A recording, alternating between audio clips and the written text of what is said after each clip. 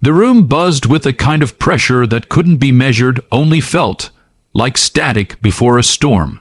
Lights glared from above, hot and metallic, making the polished mahogany furniture gleam like the skin of a held back tear. The atmosphere in the chamber was electric, not from applause or protest, but from something more primal, anticipation. Cameras blinked red, broadcasting everything live. Millions were watching, and then it happened. "That is enough, Congresswoman Crockett." Judge Clarence Thomas's voice, deep and rough like gravel dragged through iron, broke across the marble walls like a whip.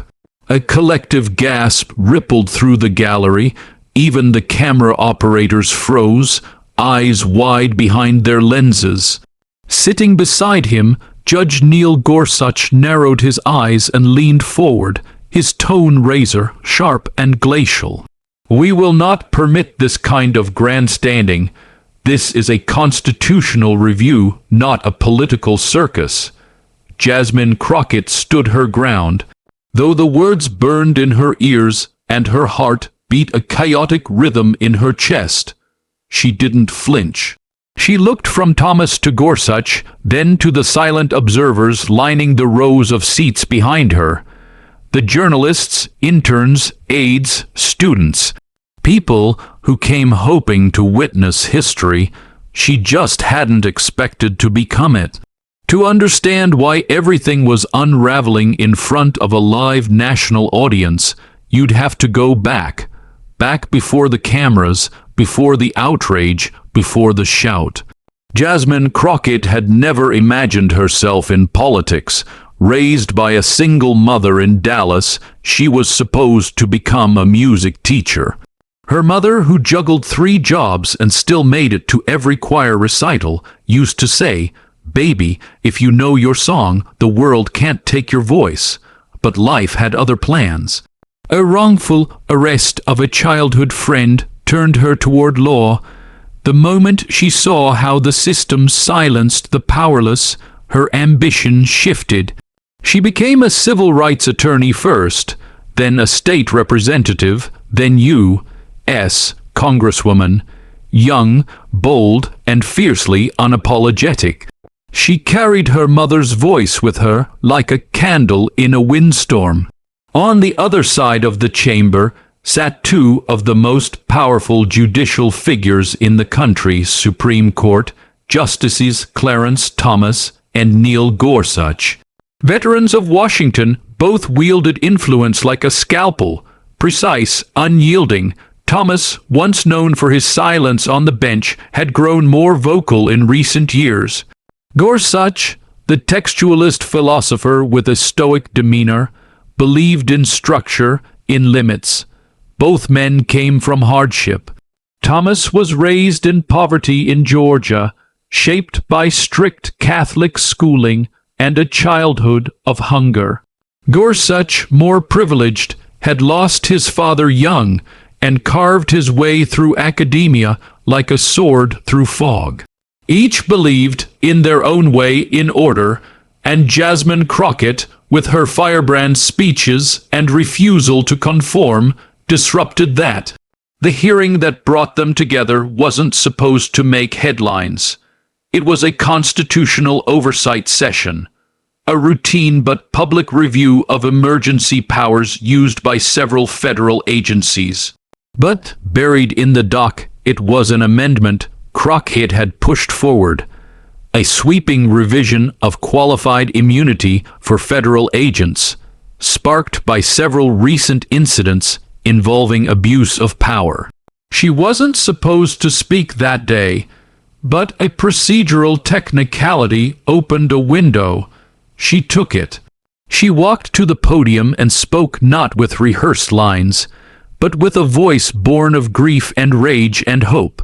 She brought stories: the mother who lost her son to an unmarked raid, the veteran tackled at a protest, the boy paralyzed by a stray bullet during a no-knock search.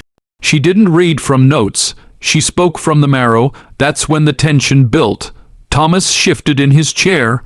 Gorsuch whispered something to him.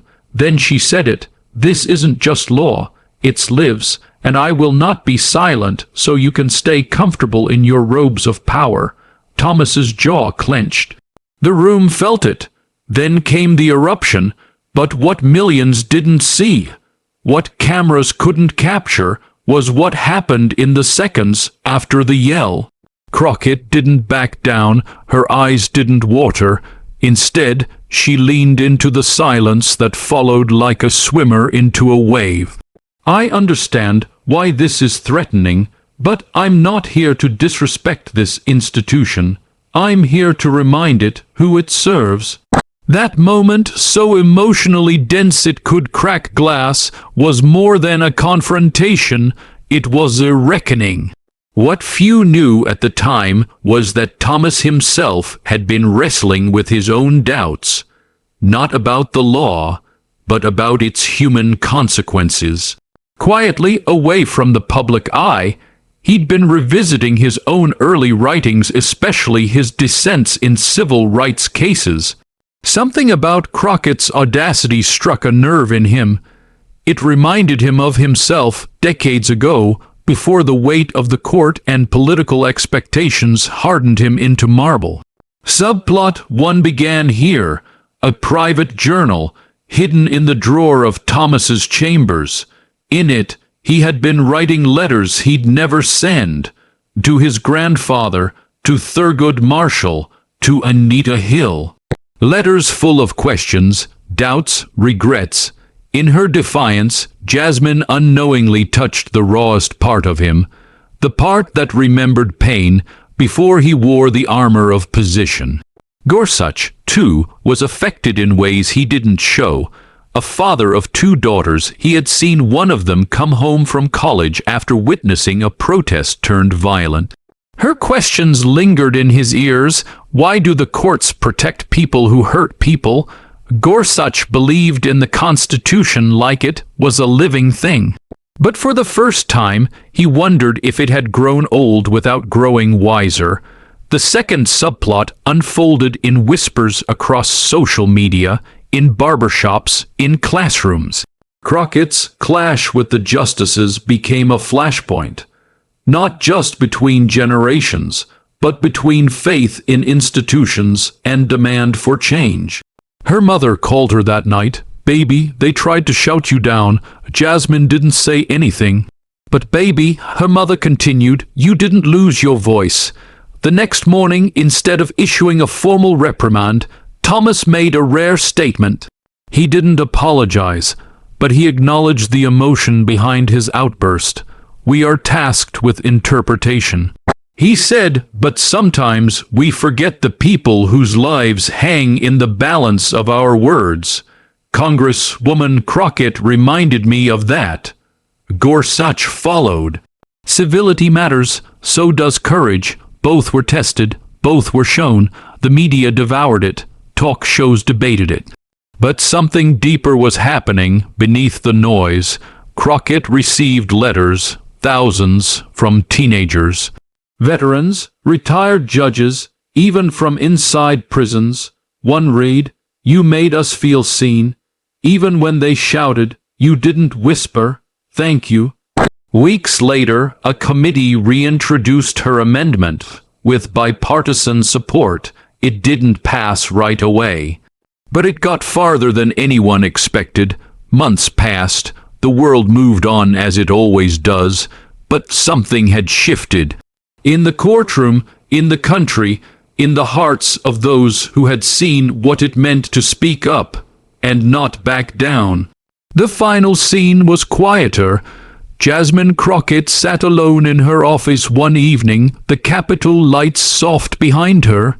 She opened a manila envelope left on her desk. Inside was a single page, typed, signed by Clarence Thomas. It read, "The fire in you is not disrespect. It is reminder I once had it too. Don't let this place turn it to smoke." She held the letter against her chest, eyes closed. Her mother's voice echoed, "If you know your song, the world can't take your voice." And now the world had heard hers.